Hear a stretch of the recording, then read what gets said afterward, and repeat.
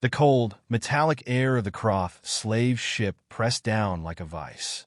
Chains clinked softly as the latest batch of prisoners was shoved into the dimly lit holding pens. Among them was a man who moved differently from the others, not with panic or exhaustion, but with an eerie calm.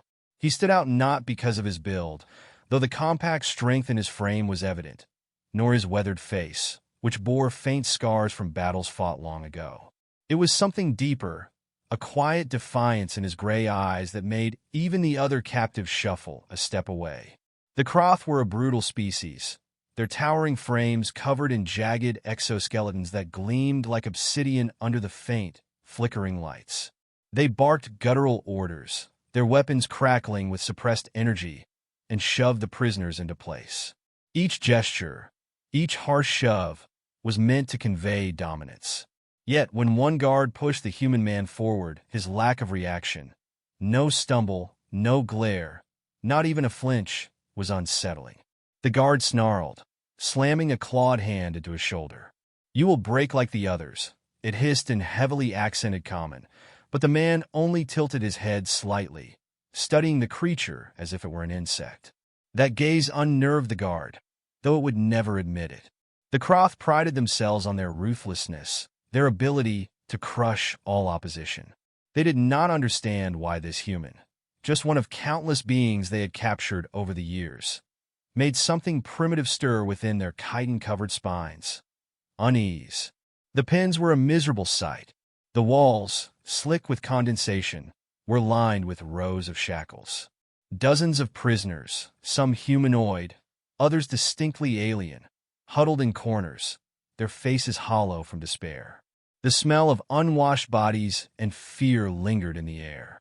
When the man was shoved into his assigned space and the cuffs locked around his wrists, he simply sat, back straight, head bowed slightly, as if conserving energy. He said nothing, did nothing. A reptilian alien to his left, its scales dulled and peeling, eyed him warily. "You're new," it rasped in a voice like gravel. "Don't bother fighting. They'll break you before you even think of trying." The man lifted his head and looked at the speaker. His expression didn't change, but the reptilian fell silent, its tail twitching nervously. There was something in that gaze, an intensity that seemed out of place in the damp, hopeless confines of the pen. The others had been worn down by their captivity, by the brutality of the Croft. This man, though, carried an aura of quiet strength, as though he had seen far worse and survived. It didn't take long for the Croft to single him out. They always tested the new arrivals. It was part of their method, break the spirit of one in front of the others, and the group would fall in line. The lead guard, a hulking figure with deep red ridges along its carapace, strode into the pen, flanked by two subordinates.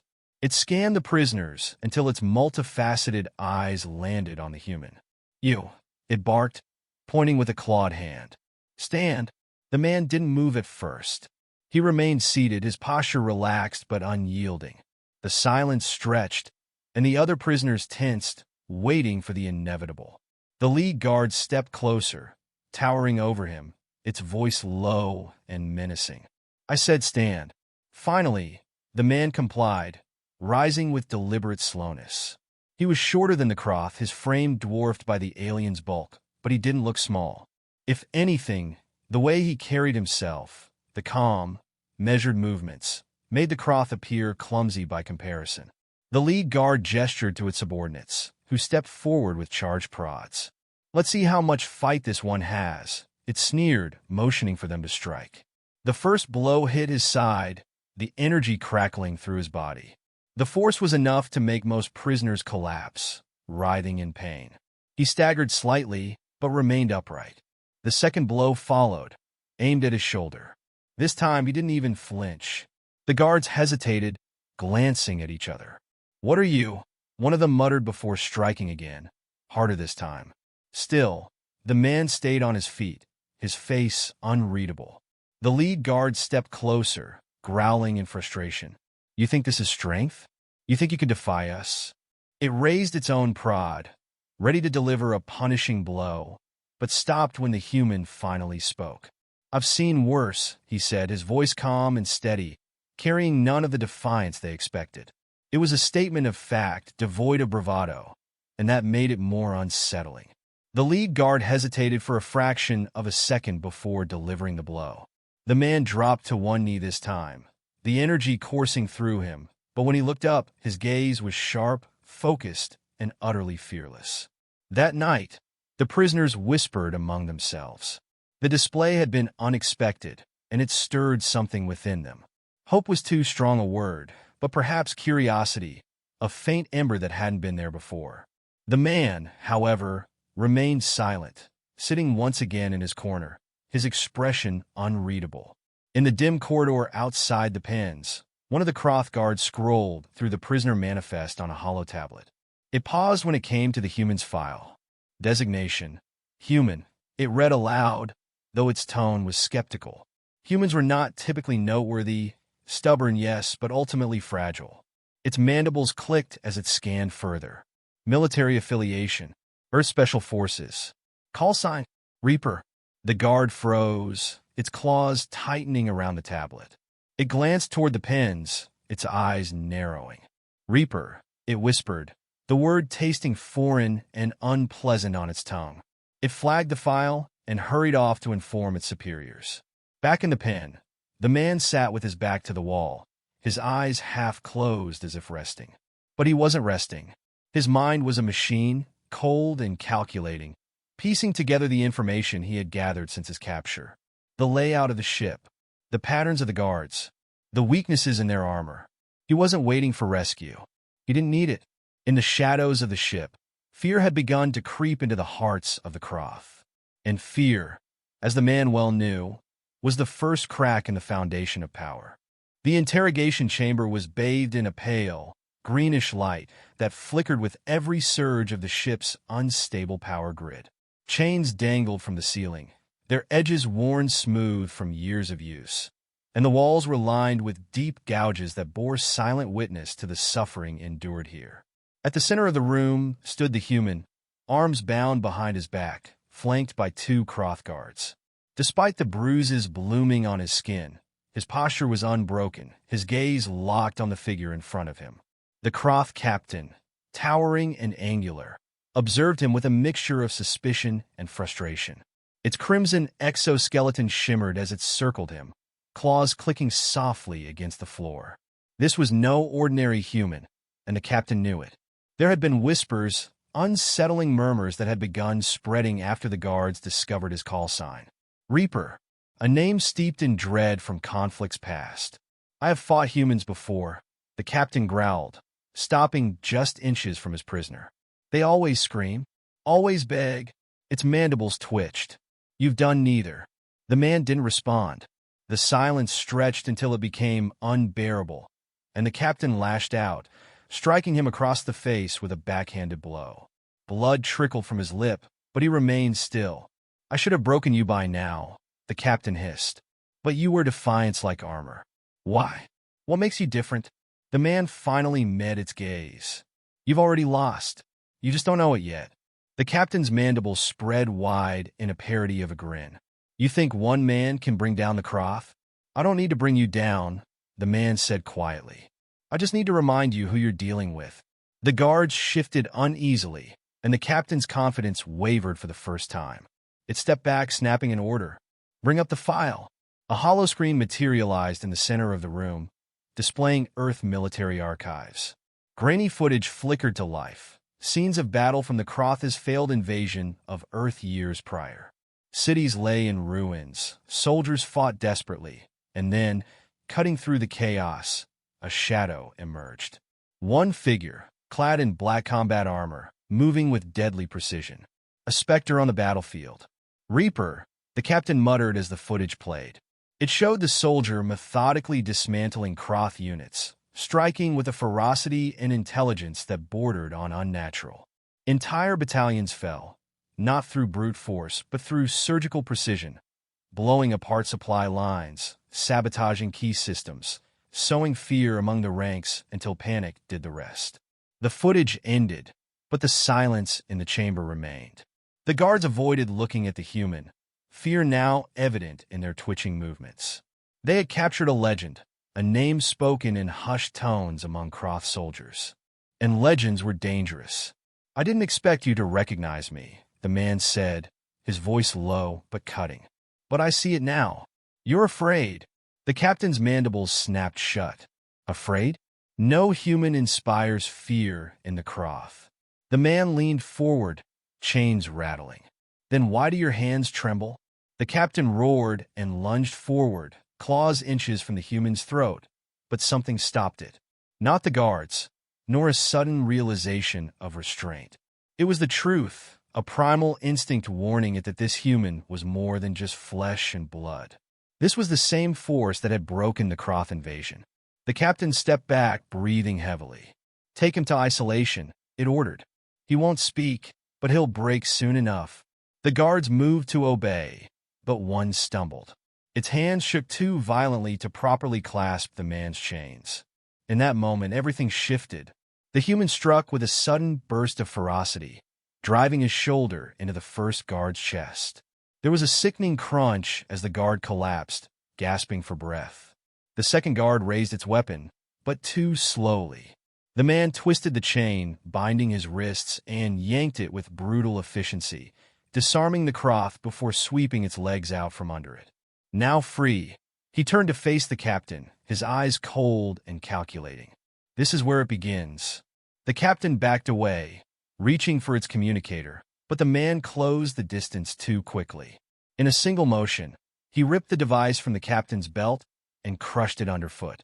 "You thought you had me," the man said quietly. "You thought this was your ship." The captain snarled. "You'll never escape." Who said anything about escape? Before the captain could respond, alarms blared through the ship.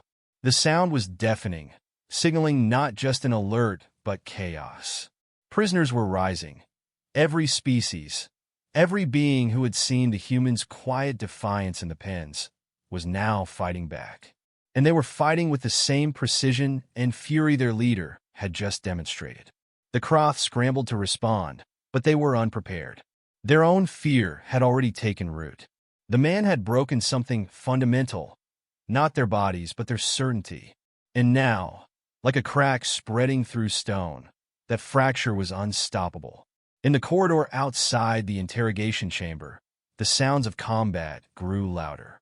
The prisoners were taking sections of the ship, driven not just by a desire for freedom, but by something more, a belief that the impossible could be done. The Reaper was leading them. The man turned his back on the captain, walking toward the chamber door without another glance. He didn't need to kill it. Not yet.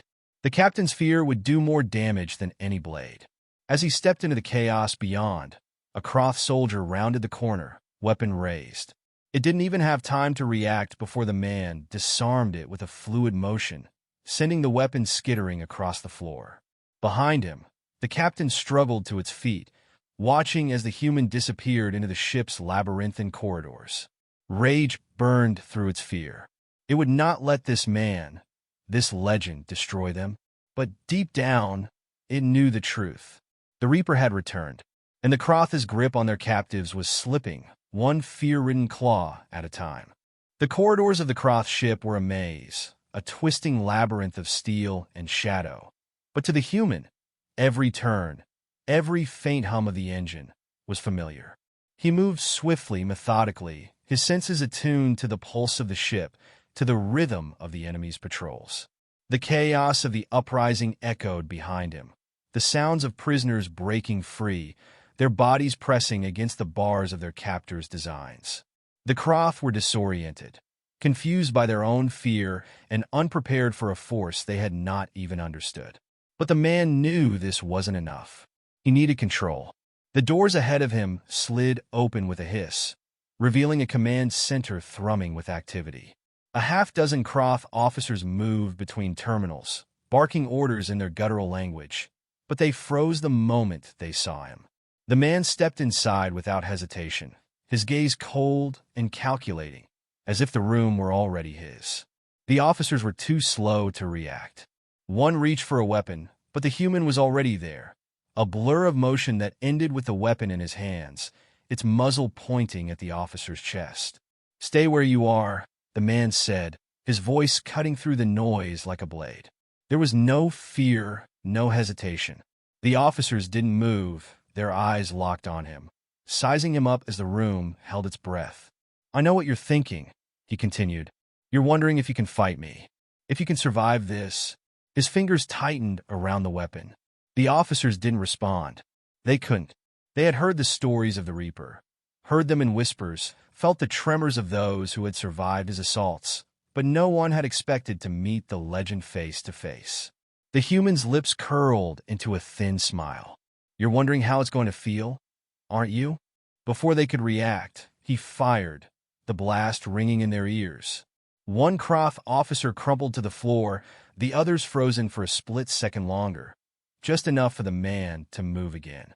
He was a whirlwind, a blur of ruthless precision, systematically disarming them with a fluid grace that spoke to years of combat experience, years spent dismantling enemies not through strength, but through sheer control.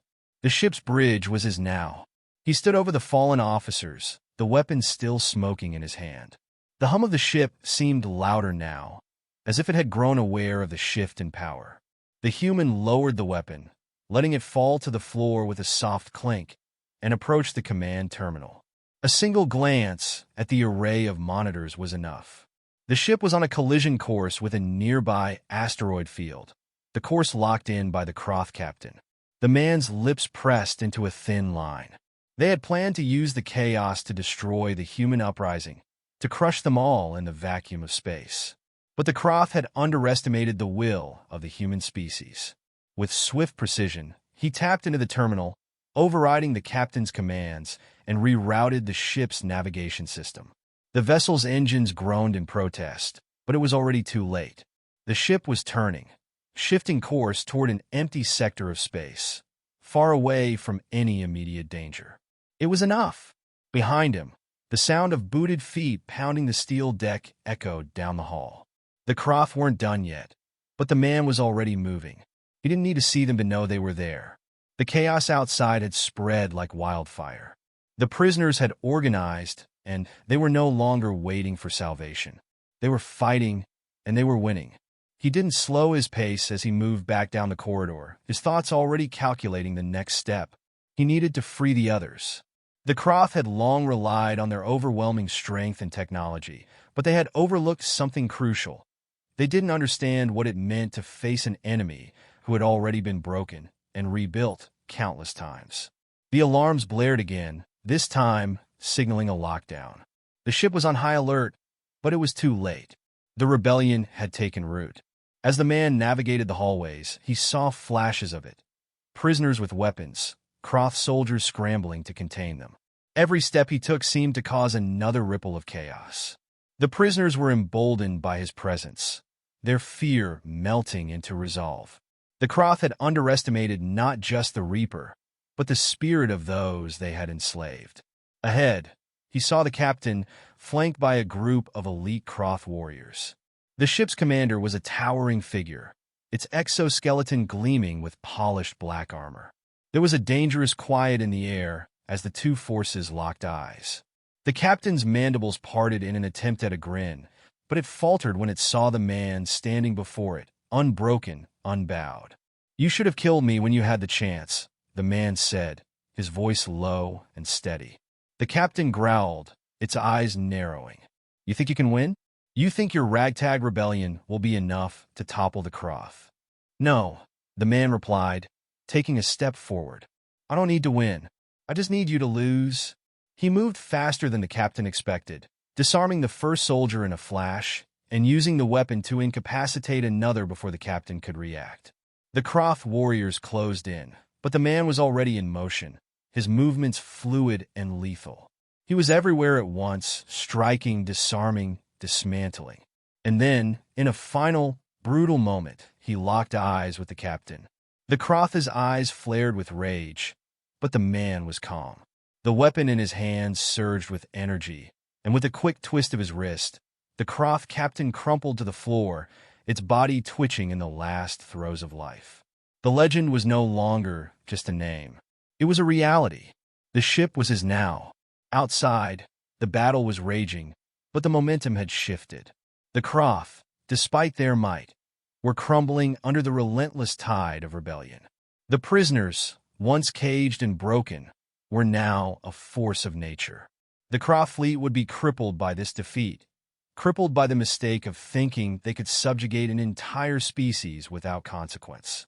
The humans stood alone, bloodied but unbowed, as the ship's control room flashed with signs of life. It was a new dawn for the prisoners, for humanity, and for the Croft Empire. The man, once called Reaper, had shown them that even the darkest prisons could not contain the will to be free. And the Croft, in their arrogance, had forgotten what happens when you wake a sleeping giant.